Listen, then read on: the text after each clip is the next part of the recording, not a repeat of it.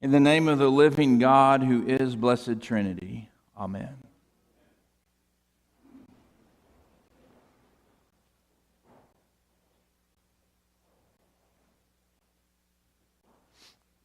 I would imagine every single one of us has shared this experience, either as a child, adulthood, maybe it's happened even recently. And it's the experience of when you're in the dark after perhaps a nice sleep and the lights come on for the first time. And they always seem rude.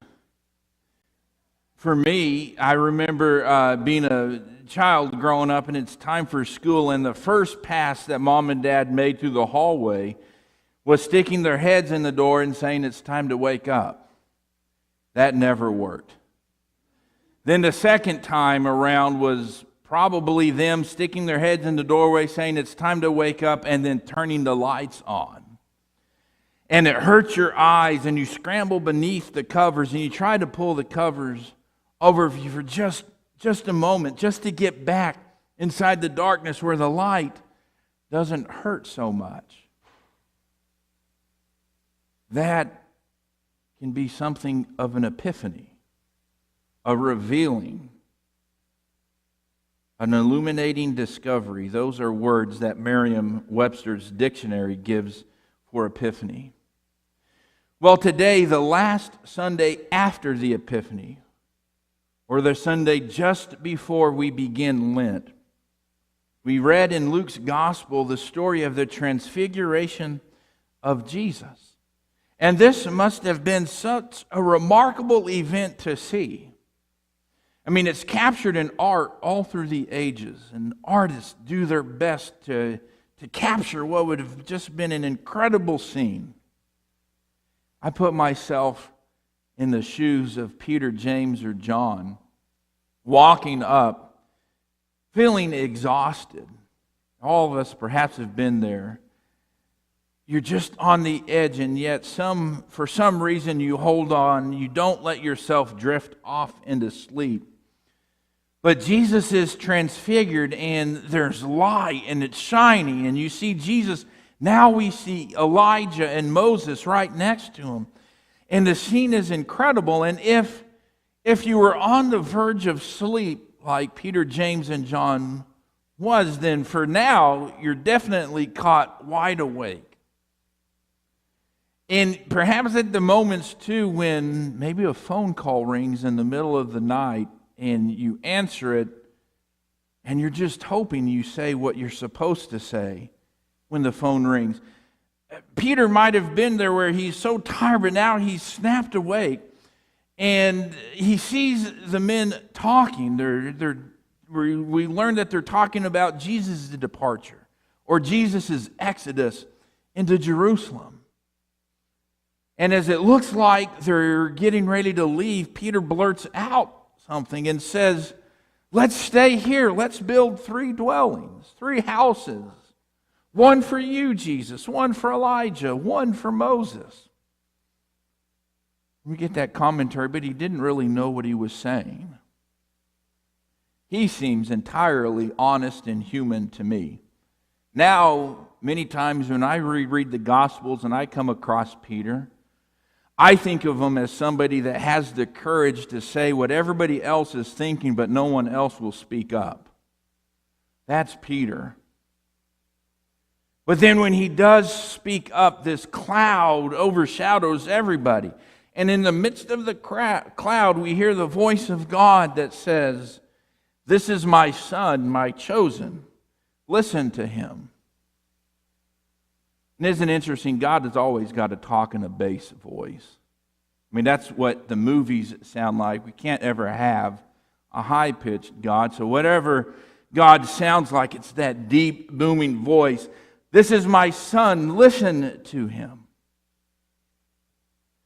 We place this reading in the lectionary right before we begin Lent. In just a couple of days, we begin our annual Lenten journey on Ash Wednesday. We've heard the stories. We'll read them again. We know what happens in Lent. We journey with Jesus. Jesus goes to Jerusalem. and we have the benefit of knowing the end of the story. We know what happens in Jerusalem. And there might even be a part of us that wishes we could yell out, Jesus, don't go to Jerusalem. You don't know what's going to happen there. But each year we're reminded that when we journey with Jesus, we go to Jerusalem, we go through his beatings, we go through his arrest, we go through his torture. We're supposed to stand there with him on Good Friday when the thorns are smashed down onto his head. When he's nailed to the cross and that's lifted up. And in what in most times is a moment of humiliation for all the world to see. Jesus shows us that this is great power for him. That the God of all creation chooses to use a cross. And we know he dies. And we know he'll be laid in a tomb. And that stone's going to roll over the tomb.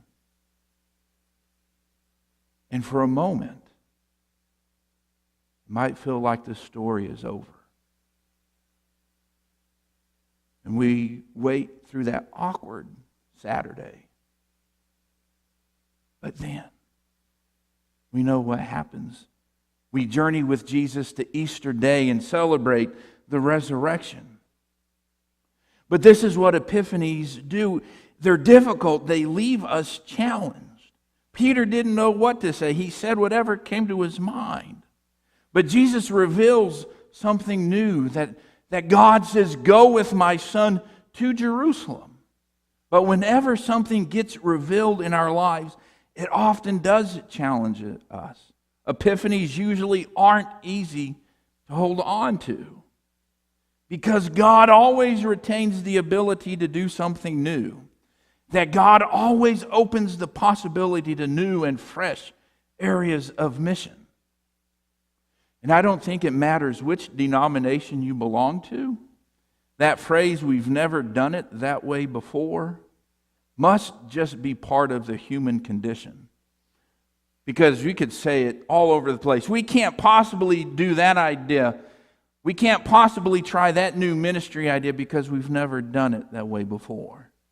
We can't possibly go in this direction in mission because we don't know what will happen. This idea might even fail. So we hold in closely, even though the light of God is revealing something new. It's different. It's hard. It's that light flipping on when all we want to do is stay under the covers. But as we begin Lent in a few days, listening to our story from Luke's gospel, be willing to listen. What is God saying to you during this Lenten journey? Be ready to walk with Jesus, even though that journey will go down the mountain. We want to stay here, but Jesus says, go down the mountain. Walk with me through Jerusalem. Walk through Holy Week with him.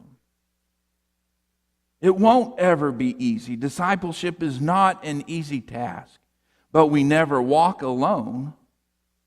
And whatever does happen on Good Friday, we celebrate Easter Day just a couple days later. Be open to something new. Try for just a moment to not let those words come to our minds or thought, I've never done it that way before. Be open to love. That regardless of what we see happening right now in our world, hate and exclusion will never have the final word against the love of God. So be willing to step out into mission. Share the love of God in a world that so desperately needs to see it. And in a few days, when it's dark and the covers are up over our head and the light flips on, don't be afraid of the light. Amen.